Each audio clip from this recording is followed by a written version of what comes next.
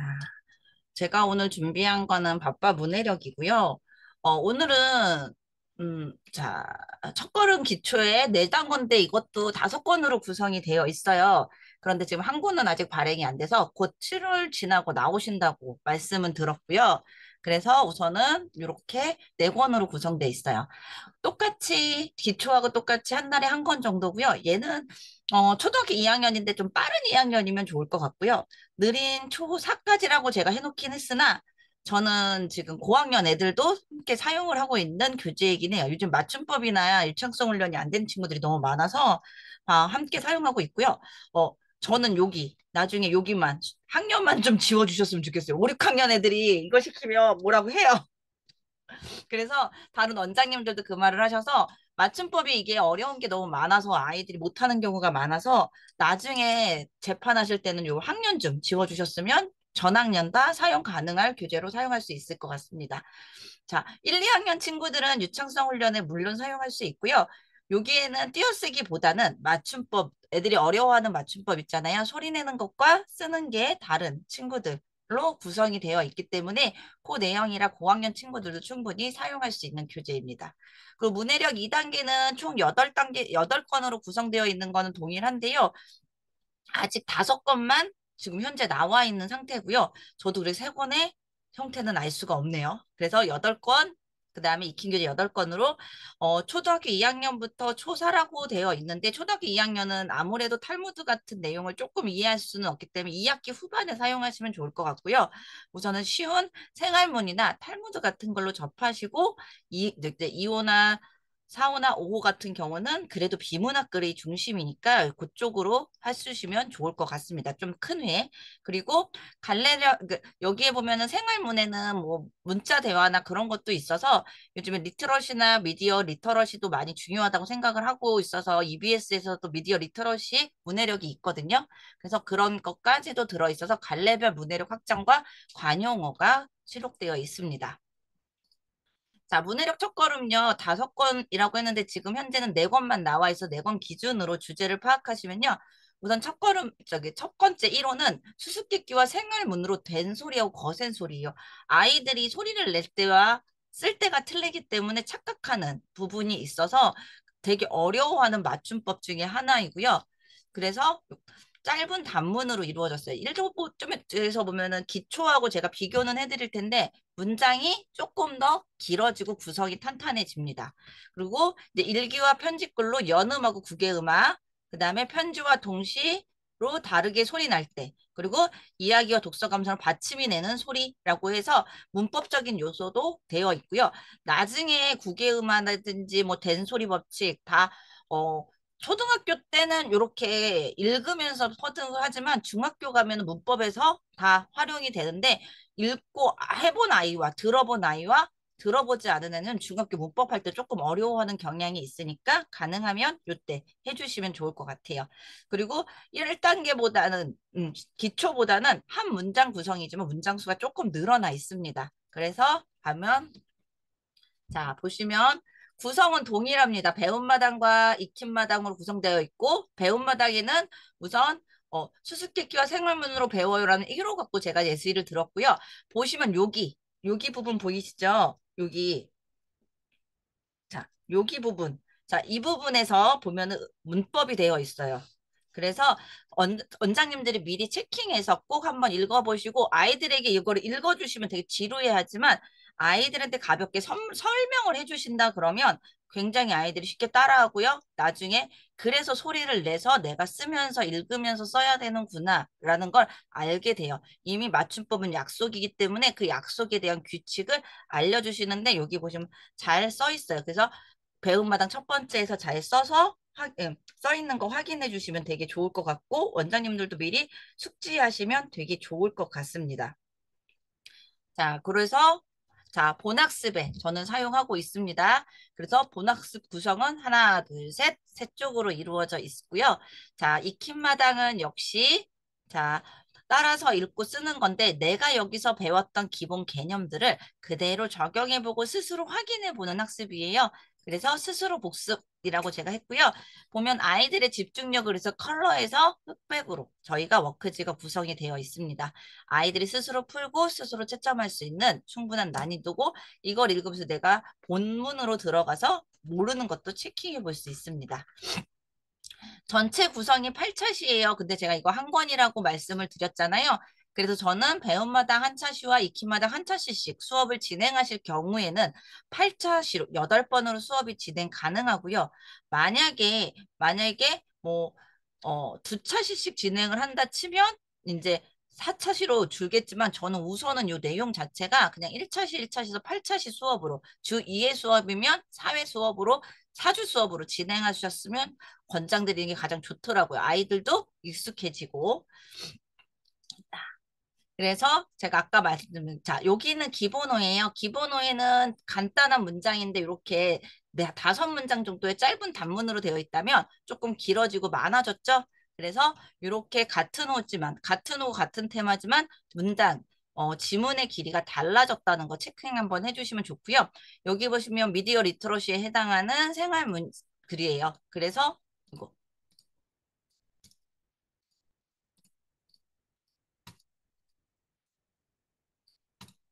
보면 1호에는 이렇게 생활문 속에 이렇게 미디어 리터러시 부분이 들어가 있습니다. 근데 여기는 단문 간단하게 그냥 읽고 했다면 조금 더 문장이 길어지는 형태로 들어가고 있습니다. 자, 그다음 자, 두 번째 2호에서도 마찬가지로 일기 글인데 일기와 편지 글인데 되게 관련하고 눈으로 싹 들어오는 짧은 글이라면 이제는 조금 스토리가 있고 꾸민말도 많이 사용한 문장도 길어진 지문이 길어지는 문장으로 구성이 되어 있고요. 편집글도 마찬가지입니다. 이렇게 그리고 단어 자체가 조금 위로 올라가요. 그래서 같은 구성의 같은 주제지만 지문이 다르다는 거. 그래서 고학년과 저학년에 충분히 사용하실 수 있다는 거. 세글에도 편집글도 지문 늘죠? 이렇게 늘어나고 있다는 거. 독서 감상문도 이제는 스토리도 조금 더 길어져요. 이렇게 가볍게 생각하기보단 좀 크게 나갈 수 있게 이렇게 되어 있다는 거. 자, 배움마당 같은 경우는 제가 끊어읽기는 구조한데 요거 자, 속담에서는 끊어읽기 하는 게 주어 서술어를 구분하실 수는 없으세요. 그래서 요거 하시면서 되게 어려웠다고 말씀을 하시더라고요. 자, 의미 단위 끊어읽기는 답은 없습니다. 하지만 의미가 연결되는 단어끼리 연결하시면 되는데요. 자, 때리면 때릴수록 점점 커지는 것은 때릴수록 커지는 것. 이런 식으로 간단하게 이야기하실 수 있으면 되고요. 씨는 씨인데 땅에 심지 못하는 씨. 요거 같은 경우는 세 덩어리로 나눌 수 있어요. 씨는 씨다. 씨다. 땅에 심지 못한다. 그런데 씨다. 이렇게 해서 세 문장으로 나눌 수 있기 때문에 의미가 세 덩어리는 되는데 제가 통상적으로 이건 땅에 심지 못하는 씨 이런 식으로 끊어주기도 합니다. 그래서 두 개, 세 개로 끊을 수 있다는 거. 근데 아이들한테 너무 조각을 주시면 너무 아이들이 힘들어해요. 그렇기 때문에 가능하시면은 조금 연결되는 덩어리를 크게 봐주시는 게 좋습니다. 그래서 이렇게 찾으면 되시고요. 자, 속담에서는 주어를 찾거나 서술을 찾는 게 아니고 묻는 말을 찾으셔야 돼요. 묻는 게 무엇인지. 이거는 수학 문제 풀 때도 마찬가지인데요. 때릴수록 커지는 것. 그 다음에 씨는 씨인데 심지 못하는 씨. 그 다음에 매일 받는 상, 죽는 사람, 근데 어떻게 땀을 흘리며, 그쵸? 맞아 죽는 곤충. 곤충에 찾아라는 거고, 좋은 점. 그래서 너 열면 안 되는 문. 이렇게 되는 거기 때문에 가능하시면 여기에서는 키워드 찾기를 하시면 좋아요. 묻는 게 뭐야? 질문이 뭐야? 내가 질문했는데 내가 답을 찾아야 될 질문. 키워드가 뭐야? 키워드를 찾는 거라고 보시면 좋습니다. 그래서 똑같이 의미 단위 끊어읽기, 학생이 소리내서 읽으면서 확인하고, 그다음에 이야기는 주인공을 찾지만 여기서는 주인공이 아니라 키워드 질문이 뭔지를 찾는 것입니다. 그렇게 줘서 유창성 훈련 1등기 쓰시면 되고요. 여기서부터가 중요해요. 애들 그냥 쓰고 그냥 아무렇게나 그냥 따라서 쓰는 친구들이 많은데 저 같은 경우는 충분히 먼저 이 부분을 한 3번 정도 읽어요. 소리내서 읽고 그다음에 여기 부분 쓸 때도 정확하게 소리내서 읽고 쓰라고 말하면 소리를 내면서 종소리 내가 소리는 있지만 내가 쓸 때는 다르다는 걸 인지해야 되기 때문에 읽고, 듣고, 눈으로 보고, 써가면서 직접 경험해 주는 게 가장 좋아요. 그래서 많이 읽어보도록 하는 게 좋고요. 그래서 제가 아까 수업 시간이 을 사용하실 때 8차시, 한 차시씩만 사용하시라는 게 만약에 두 차시를 나가면 아이들이 읽기를 제대로 할 수 없는 경우가 많아요. 근데 여기는 맞춤법이 포커스라 내가 소리를 다르다는 걸 인지해야 되기 때문에 충분히 읽어볼 수 있게 해주세요. 그래서 저는 여기다가 하트 스티커 붙여줘요, 애들. 읽는 숫자대로 붙이라고 하거든요. 그래서 횟수에 따라서 이야기할 수 있게 해주시면 좋습니다. 자, 그 다음, 자, 여기 같은 경우는 지금 현재 읽었을 때 아이들이 먼저 문제를 풀어요. 근데 이거 할 때도 역시 뭐를 하냐면요. 저는 끊어읽기 시켜요. 다시 한번 읽으면서 모든 문제의 끊어읽기는 다 시키고 있고요. 그 다음에 답을 체크하고, 그 다음에 본문 다시 켜져서 그 답을 셀프로 체크해요. 제가 여기 들어갈 거, 어디에 있었는지 내가 셀프 채점할 수 있게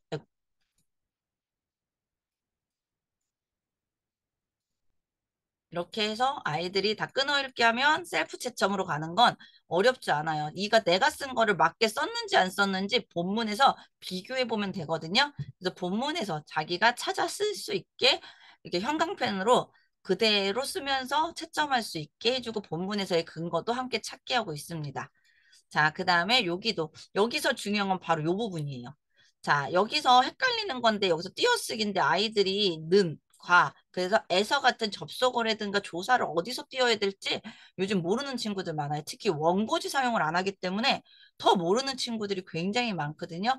그럴 때 여기에서 이렇게 원장님 살짝 짚어주실 팁이 있어요. 그래서 설명도 나와 있기 때문에 아이하고 한번 읽어보고 선생님, 원장님들도 설명을 해주시고 나서 아이들이 문제를 풀 수 있게 해주시면 익힌 문제 하실 때 훨씬 수월하실 거예요.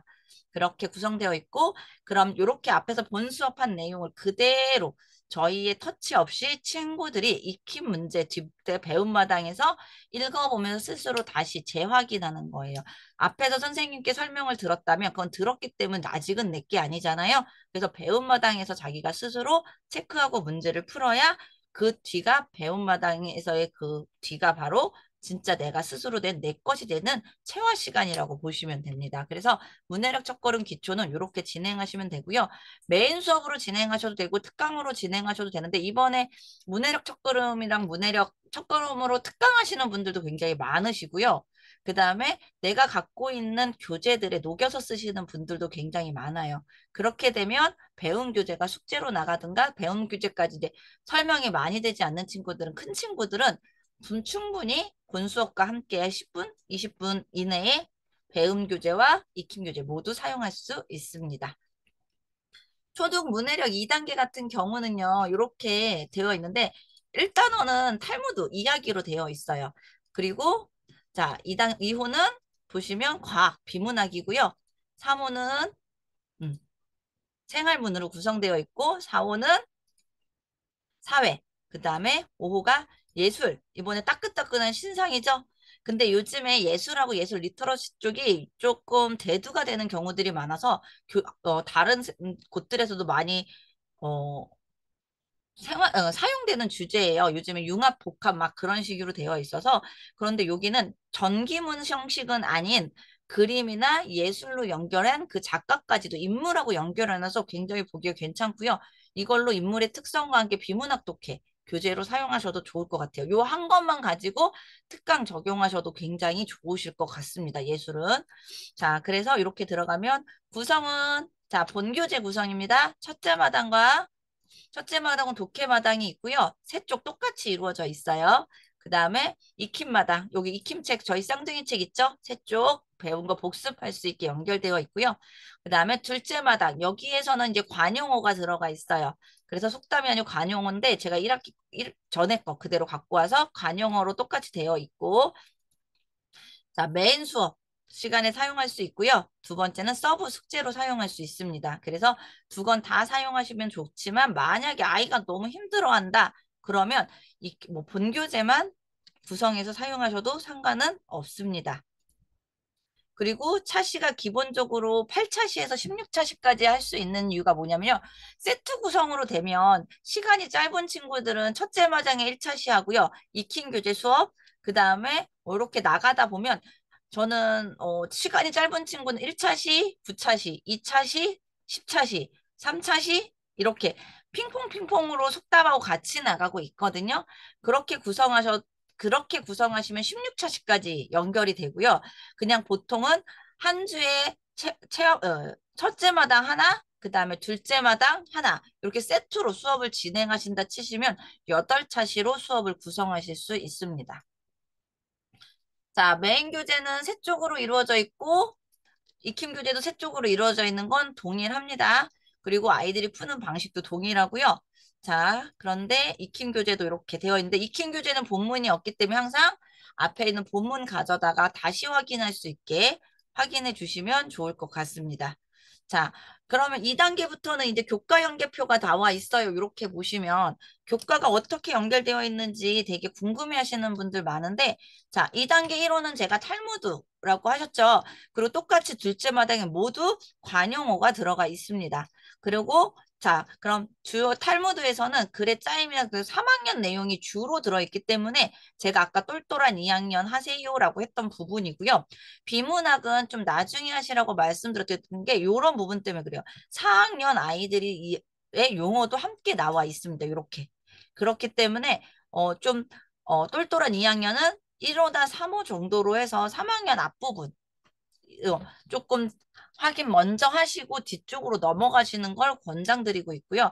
3학년 친구들 중에서도 조금 느린 친구들은 제가 볼 때 1호랑 3호 먼저 하시는 게 훨씬 원장님들도 아이들도 편할 것 같습니다. 그래서 과학 지문과 사회 지문, 2호는 과학으로 4호는 사회로 되어 있는데 보시면 교과하고 연결 다 되어 있는 거 보이시죠? 그래서 교과 연결표 같이 넣어드렸고요. 자, 그 다음, 자, 이렇게 보시면, 이렇게 끊어읽기 똑같이 진행하고, 제가 그때 말씀드렸던 거, 첫 번째는 서술어부터 애들의 문장을 쓴다, 끊어 읽은 다음에, 첫 번째는 서술어, 그 다음에 서술어의 주인을 찾는 주어 찾기로 지나가시면 되고요. 항상 아이들에게 접속어 체크하는 거 굉장히 중요합니다. 그래서 접속어 체크 항상 할 수 있게, 그래야 아이들이 흐름 파악이 용이해지니까요. 그리고 녹음하기 항상 사용하시는 거 잊지 마시고요. 그래서 글의 흐름을 이제는 파악할 수 있어요. 본문을 읽고 의미당의 끊어읽기, 문장의 구조, 주어 서술어라고 제가 말씀드렸죠. 그 다음에 누가 무엇을 결과 정리 후에 다시 요약하는 거. 그 다음에 본문을 이해하기 위해서 문제에서 확인해 보는 학습. 그러면 탈무드이기 때문에 사건에 대한 사건이 되게 중요해요. 그래서 사건이 왜 일어났는지 그 사건에 대한 결과 항상 친구들하고 체크할 수 있게 해주시는 게 가장 중요하고요. 소리내서 녹음하기는 유창성 때문에 굉장히 중요하고 저렇게 소리내서 녹음하다 보면 아이들이 직접 이렇게 녹음한 걸 자기가 듣기 때문에 맞춤법 교정이 굉장히 빨라져요. 어머님들이 걱정하시는 맞춤법 교정. 그래서 소리나기 녹음하기는 저는 적극 권해드리는 편입니다. 자, 그리고 비문학 독해는 문장이 짧기 때문에 주어 서술을 찾긴 굉장히 편한 편이고요. 아까와 똑같아요. 문장을 끊고 단락을 찾고 문장에 각 문장 깐 다음에 서술어 찾고 서술어에 대한 목적을 찾으면 그게 서술어 주어가 되기 때문에 여기에서는 무엇을 설명하는지도 굉장히 중요해요. 그래서 제목에 보면 내가 읽으면서 해야 되는 맛에 대한 거구나라는 핵심 키워드, 맛을 어떻게 설명했지라는 걸 생각하면서 아이들이 읽을 수 있게 해주시면 굉장히 좋을 것 같습니다. 그래서 이렇게 들어가시면 되고요. 자, 본문을 두세면서 같은 방법이지만 여기선 주제어를 찾아야 하고 그다음에 중심 문장을 찾아야 되고 글쓴이가 얘기하고 싶은 의도를 정확하게 파악할 수 있어야 됩니다. 그래서 키워드는 맛을 느끼는 기관에 대한 설명인데 어떻게 다른지.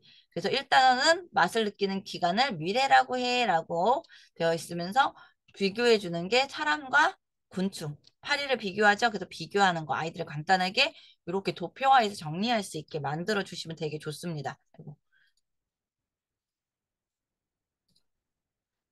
자, 그래서 이렇게 저는 포스트잇 이용 많이 하고 있고요. 이거 역시 끊어 읽기와 낭송 숙제 나가고 있습니다. 그래서 아이들이 단락을 요약할 수 있어서 글을 이해할 수 있게 해주시는 게 가장 관건이라고 보시면 됩니다.